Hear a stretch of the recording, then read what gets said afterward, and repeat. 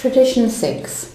An AA group ought never endorse, finance or lend the AA name to any related facility or outside enterprise, lest problems of money, property and prestige divert us from our primary purpose.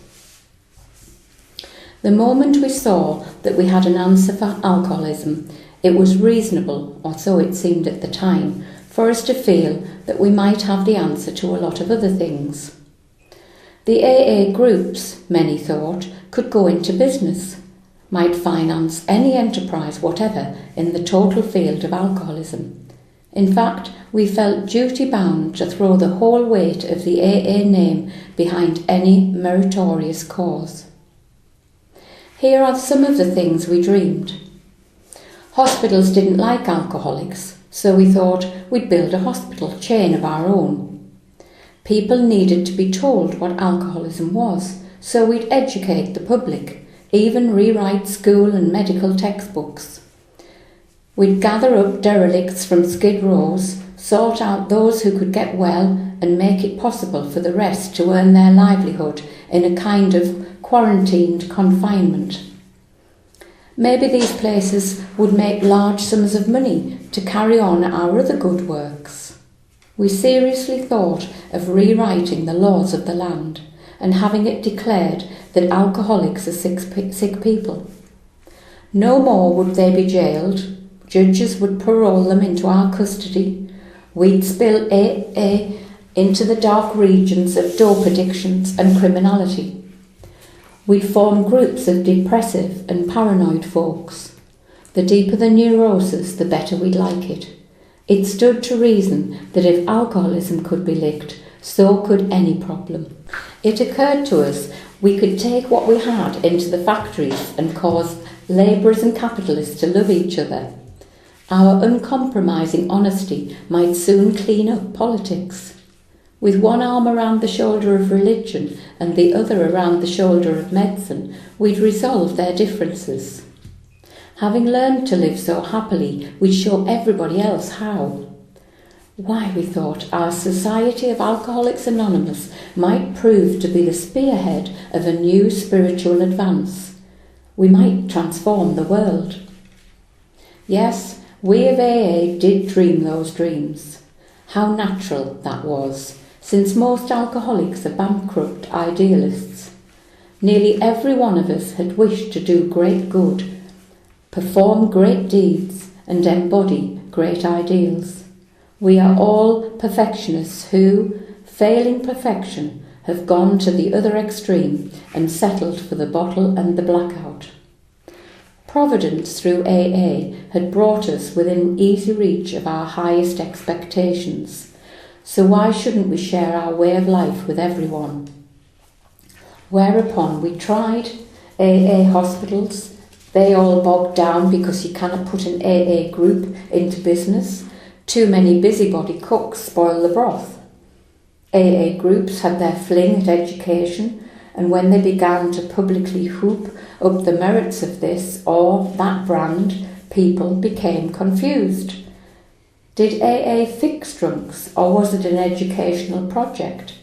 Was AA spiritual, or was it medical? Was it a reform movement? In consternation, we saw ourselves getting married to all kinds of enterprises, some good and some not so good. Watching alcoholics committed willy-nilly to prisons or asylums, we began to cry, there ought to be a law. AAs commenced to thump tables in legislative committee rooms and agitate for legal reform. That made good newspaper copy, but little else. We saw we'd soon be mired in politics. Even inside AA, we found it imperative to remove the AA name from clubs and 12-step houses. These adventures implanted a deep-rooted conviction that in no circumstances could we endorse any related enterprise, no matter how good. We of Alcoholics Anonymous could not be all things to all men, nor should we try. Years ago, this principle of no endorsement was put to a vital test. Some of the great distilling companies proposed to go into the field of alcohol education. It would be a good thing, they believed, for the liquor trade to show a sense of public responsibility. They wanted to say that liquor should be enjoyed, not misused. Hard drinkers ought to slow down, and problem drinkers, alcoholics, should not drink at all. In one of their trade associations, the question arose of just how this campaign should be handled. Of course, they would use the resources of radio, press and films to make their point. But what kind of person should head the job? They immediately thought of Alcoholics Anonymous. If they could find a good public relations man in our ranks, why wouldn't he be ideal? He'd certainly know the problem.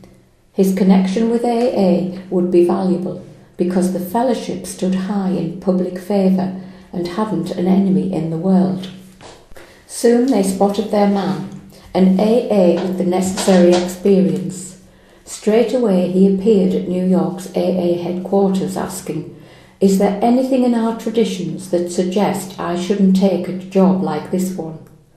The kind of education seems good to me and is not too controversial. Do you headquarters folks see any bugs in it?" At first glance, it did look like a good thing. Then doubt crept in. The association wanted to use our member's full name in all its advertising.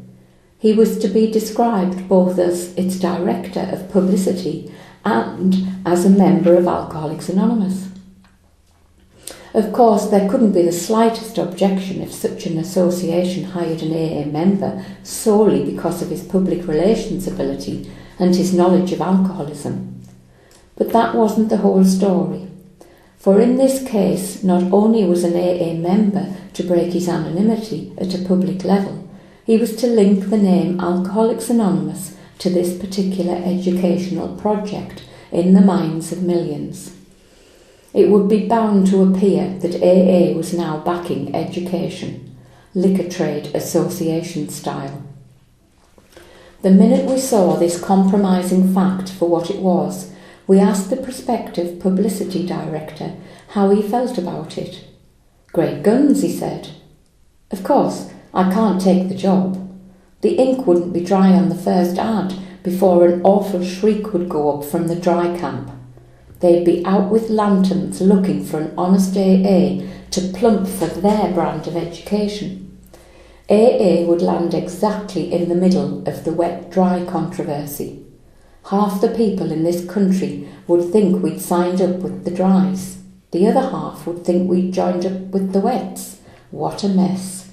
Nevertheless, we pointed out, you still have a legal right to take this job." "I know that," he said. "But this is no time for legalities. Alcoholics Anonymous saved my life, and it comes first. I certainly won't be the guy to land AA in big-time trouble, and this would really do it." Concerning endorsements, our friend had said it all. "We saw, as never before, that we could not lend the AA name to any cause other than our own."